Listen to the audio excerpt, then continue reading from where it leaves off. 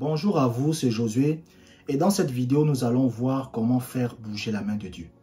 Nous allons voir ce qui fait en sorte que la main de Dieu puisse bouger en votre faveur.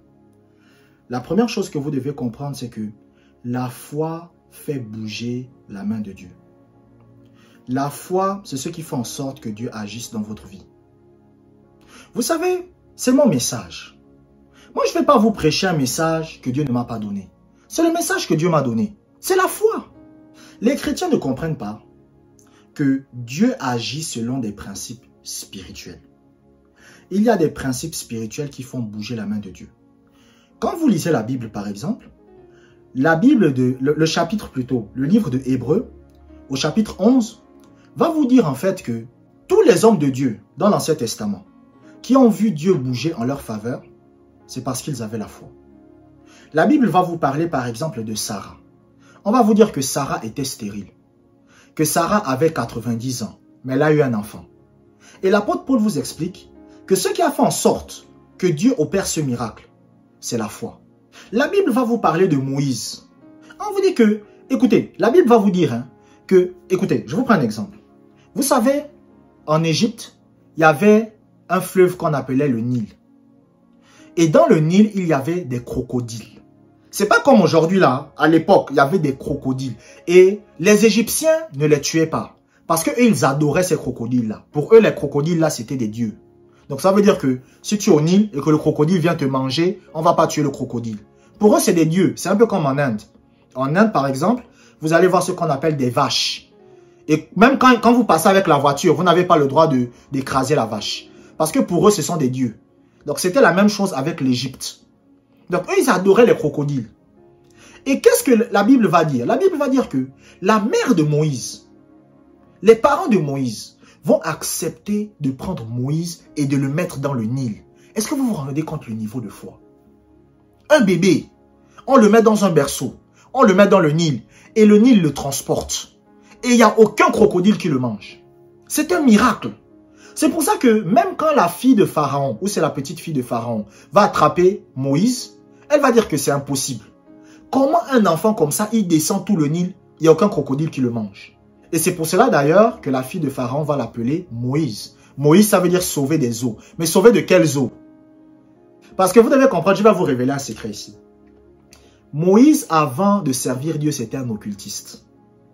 C'était un occultiste, c'était un sorcier. Parce qu'on vous dit que Moïse a été instruit dans toute la sagesse des Égyptiens. Moïse connaissait la sorcellerie. Pourquoi? Parce qu'en fait, Moïse, pour le peuple d'Égypte, c'était la réincarnation d'une divinité. Parce qu'en fait, eux, ils se sont dit que quelqu'un qui traverse le Nil et aucun crocodile le mange, ça veut dire que les dieux égyptiens l'ont choisi. C'est pour ça que vous allez voir que malgré que Moïse était juif en Égypte, il n'était pas persécuté. Pourtant, on persécutait tous les autres juifs en Égypte, sauf lui. Parce que pour Pharaon, Moïse, en fait, c'était un élu des dieux égyptiens. C'est pour cela, quand vous lisez la Bible, vous allez remarquer que Moïse a eu beaucoup de problèmes avec l'eau. Remarquez bien. Vous allez voir que quand Moïse doit traverser la mer Rouge, il a des problèmes avec quoi? L'eau. Quand Moïse arrive au rocher, frapper le rocher, l'eau. Les eaux de Mara, l'eau est amère, l'eau. C'est toujours avec l'eau en général que Moïse a eu des problèmes. Parce que Pharaon adorait le dieu du Nil. C'était une divinité de la mer, une divinité du fleuve. Donc c'est ça que vous devez comprendre. Mais qu'est-ce qui a fait en sorte que Moïse soit épargné? C'est la foi. C'est la foi. Donc quand vous lisez la Bible, tous les miracles que vous voyez qui ont été faits, c'est grâce à la foi. Donc c'est la foi qui fait bouger la main de Dieu. Même quand vous lisez la Bible va vous dire qu'un jour Jésus-Christ est en train de marcher il est dans une barque avec ses disciples. Et tandis qu'ils sont dans la barque, il y a une tempête qui va se lever. Quand la tempête se lève, les disciples commencent à paniquer, ils commencent à trembler, ils sont là. Qu'est-ce que Jésus va faire? Jésus va menacer le vent et la mer et ça va se calmer. Et Jésus va leur dire, comment n'avez-vous point de foi? Qu'est-ce que Jésus est en train d'expliquer? Jésus est en train de dire aux disciples que ce que vous m'avez vu faire maintenant, c'est à cause de ma foi. Et il était en train de leur dire que si vous aussi vous avez la foi, vous serez aussi capable de faire ça. La foi, c'est comme l'argent dans le royaume de Dieu.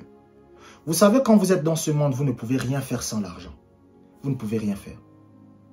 Il faut l'argent pour payer un pull, il faut l'argent pour payer un téléphone, il faut l'argent pour payer sa maison, il faut l'argent pour manger, il faut l'argent pour boire l'eau. La seule chose qui est gratuite, c'est respirer.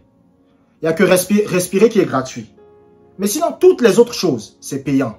Et c'est la même chose dans le royaume de Dieu. Tout ce que vous voulez que Dieu fasse pour vous, il faut la foi pour que ça se produise. La deuxième chose que vous devez comprendre, c'est que la foi vous rend agréable à Dieu. C'est-à-dire que la foi va faire en sorte que vous plaisiez à Dieu.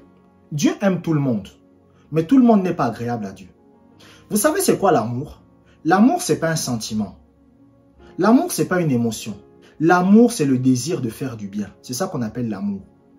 Par exemple, quand vous avez vos enfants, c'est de l'amour. Pourquoi? Parce que vous avez envie de faire du bien à vos enfants. Vous voulez le meilleur pour vos enfants. C'est ça qu'on appelle l'amour.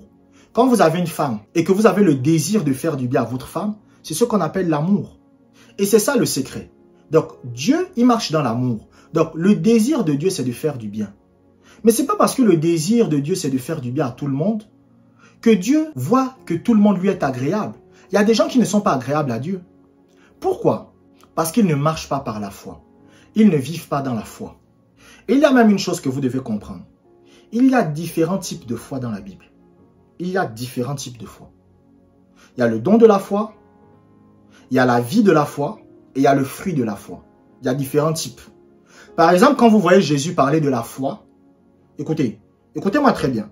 Quand vous voyez Jésus parler de la foi, quand Jésus dit « Ayez foi en Dieu, ayez la foi, tout ce que vous demanderez avec foi par la prière », la foi dont parle Jésus là, c'est le don de la foi.